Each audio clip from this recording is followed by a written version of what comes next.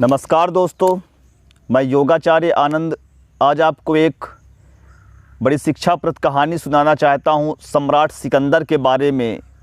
कहते हैं जो जीता वही सिकंदर, लेकिन वास्तव में सिकंदर कहाँ हारा था, किसके सामने वह नतमस्तक हुआ था, आज उस विषय के बारे में आप जान लीजिए।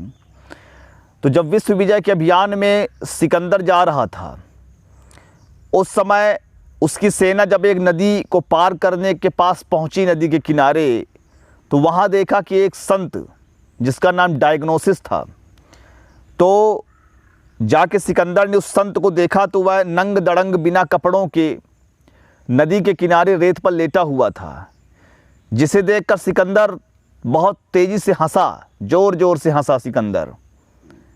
तो वो डायग्नोसिस जो था उसने सिकंदर की ओर देखा और उसने भी उसकी ओर देख के ज़ोर ज़ोर से हंसा। तो सिकंदर बड़ा हैरान हुआ कि आखिर ये पागल संत जो नंग दड़ंग नदी के किनारे पड़ा हुआ है, मुझ सम्राट के ऊपर ये हंस रहा है, तो आखिर यह क्यों हंसा। तो वह उस संत से कहता है कि क्यों डायग्नोसिस, तुम आखिर मेरी ओर देख के ऐसा हंस क्यों रहे हो। तो डायग्नोसिस ने कहा कि मैं तुम्हारी पागलपन पर हंस रहा हूँ।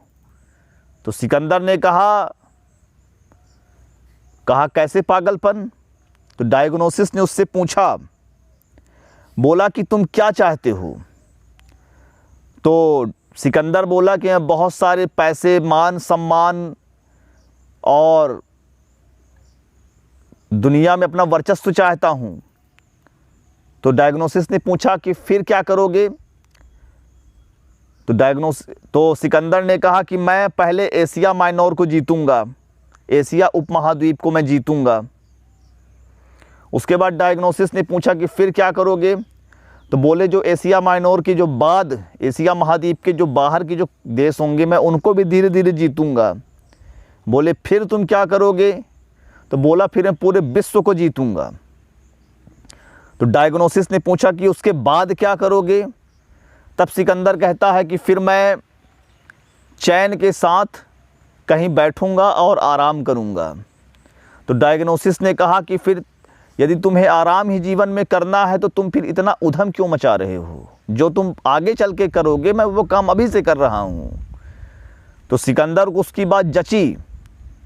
तो सिकंदर ने कहा कि ठीक है डायग्नोसिस, अभी तो मैं विश्व विजय के अभियान में निकला हूँ, जैसे मेरा ये अभियान पूरा होगा वैसे मैं तुम्हारे पास लौट कर आऊँगा और तुम्हारे साथ ज़रूर मैं नदी के किनारे बैठकर सुकून से आराम करूँगा और प्रभु का ध्यान करूँगा।